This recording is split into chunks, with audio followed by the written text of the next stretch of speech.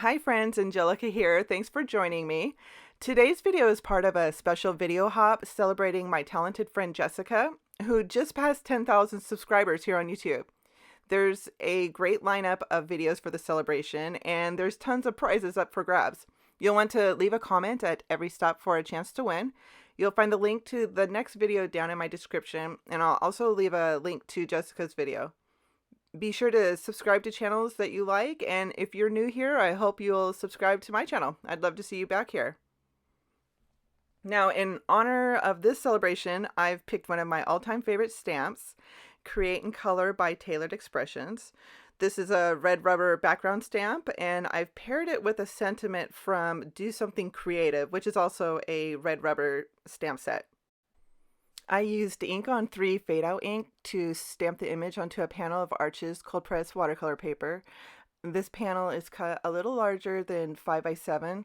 I did have to stamp the image 3 times since the ink is light and the paper's textured. For the paint, I'm using Daniel Smith watercolors, and I'm going to be painting the pencils in rainbow order because these pencils scream rainbow. The first 2 layers are how I start most of my paintings. First, a light wash of color, give me an actual visual of where the colors are going to be. Especially with this scene, I don't want to miss out on any of the rainbow colors. The second layer is where I pick where my contrasting shadows are going to be. And I tend to put my shadows on the left side of my subjects, and that's what I'm doing with these pencils. The primary colors that I used were lemon yellow, quinacridone red, and ultramarine blue. The ultramarine blue turned out to be just a little too granulated for me, so I changed the second coat to phthalo blue yellow shade. This is a single pigment cool blue color. It's really bold and I love using it. I mix with it often. It makes gorgeous greens, violets, even really pretty grays. I actually mixed a few primary colors together to make some of my secondary colors. The green is lemon yellow and the phthalo blue. The orange is nickel azo yellow mixed with pyrrole scarlet, and I used quinacridone purple for the purple. I just love that purple, so I didn't make my own shade. The turquoise is phthalo turquoise, another gorgeous color, and the pink is opera pink. The second layers for the lemon yellow was changed to nickel azo yellow for a more warm tone, and the quinacridone rose replaced opera pink. I'm adding paint in pretty thin layers, and depending on the water in my brush, I'm able to use my single brush to fade the color out towards the right side. Other times you're going to see me holding a second brush, which will only have water in it, and I'll move the paint with that brush. I tend to do this when I have a lot of paint on my first brush and I want to use that paint in several places. To save me time, I just use 2 brushes instead of picking up the paint with my brush, adding the paint to the paper, rinsing off my brush, dabbing it to dry it a little bit, spread that paint out, then wetting the brush again and starting the process all over again with the same color in a different place.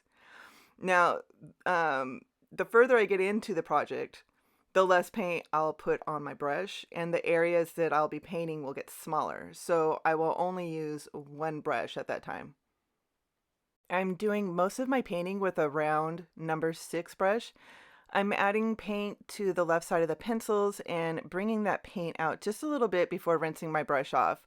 I'll dab it on a cloth to take some of the water off and then use the drier paintbrush to either spread the paint towards the right side or start on the right side and start picking up a little bit of paint if the right side is getting too dark.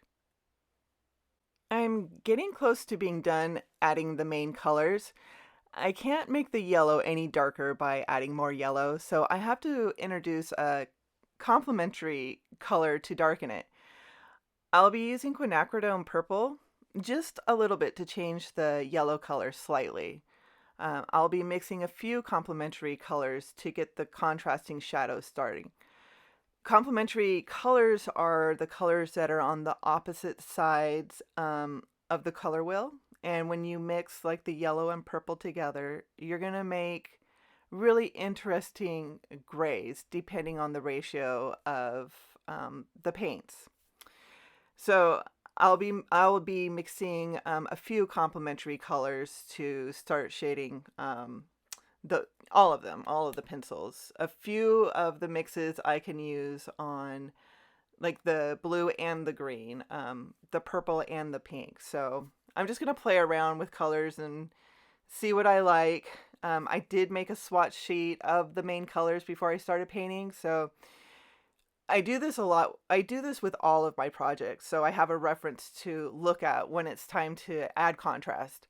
You're going to see me pull it over periodically to match the mixed color I just made to the original color, and this is going to help me decide if I like it, or if I need to adjust it, or if I just need to start a new mix. Having a swatch sheet is something I definitely recommend having during any coloring session, no matter what your medium is. When I start mixing my neutrals, I'm paying attention to the pigments in each color. I try to mix with one or two pigments. Anything more, the mixes have a good chance of turning muddy if too much color is used. Artist grade paints usually list the pigment numbers used either on their tubes of paint, a pamphlet that is probably included if you buy a pre-made palette, or on the company website.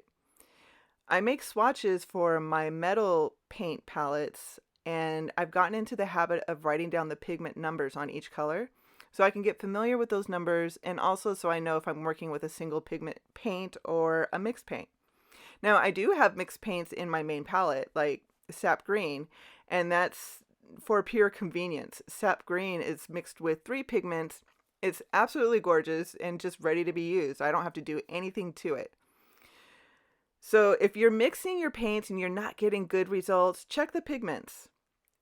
Also, another thing to pay attention to is whether the paint is a warm or cool color.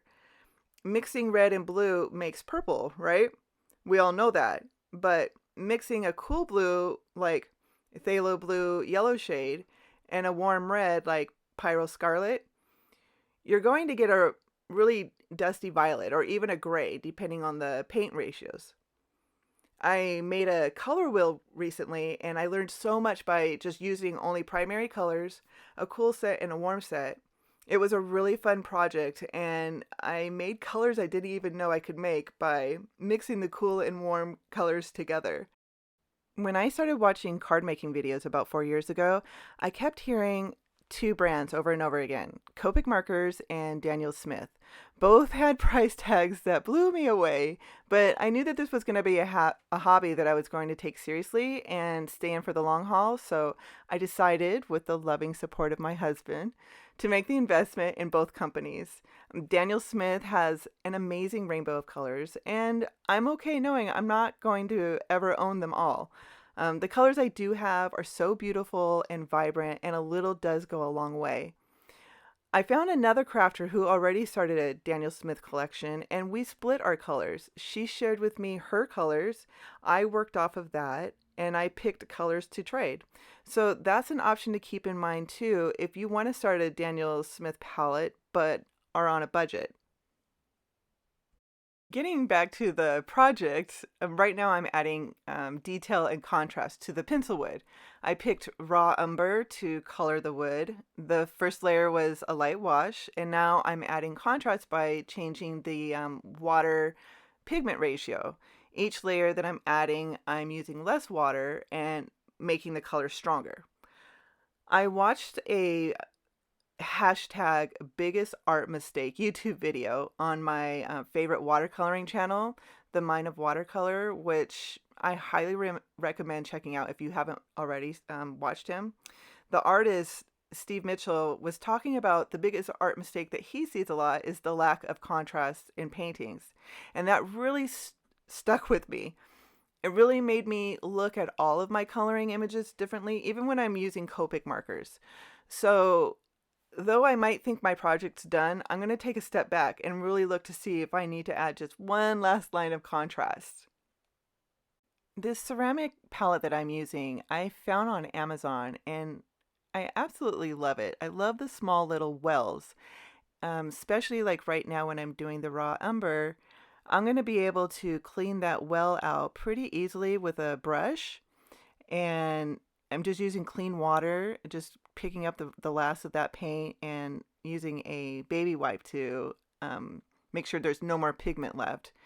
And this is going to make it easy for me to put in my new color, which is a gray. I'm picking out what gray I want to use as a drop shadow behind the pencils. I was trying to pick between Payne's Gray and Jane's Gray and ended up with Payne's Gray. I'm also figuring out how intense I want the color by changing the water ratio. This gray is a lovely cool gray, and it's also super easy to lift up off the paper while it's still wet if you make a mistake, which I do several times. I just quickly pick up the paint with a paper towel and let the area dry before repainting that area. If you want to watch the painting process of this project, I've added a time-lapse video on my channel. There's no talking, it's just music and painting. And you can find this Create and Color background stamp in the Tailored Expressions shop. I'll leave a link down in the description. Thank you so much for stopping by. If you liked what you saw, please give me a thumbs up and be sure to subscribe if you'd like to see more. And don't forget to leave a comment for a chance to win. You have until April 8th to enter, and the more videos you comment on, the more chances you have to win. Jessica will be announcing the winners over on her YouTube channel and blog April 9th, and I'll be back soon with another video, so I'll see you then. Bye.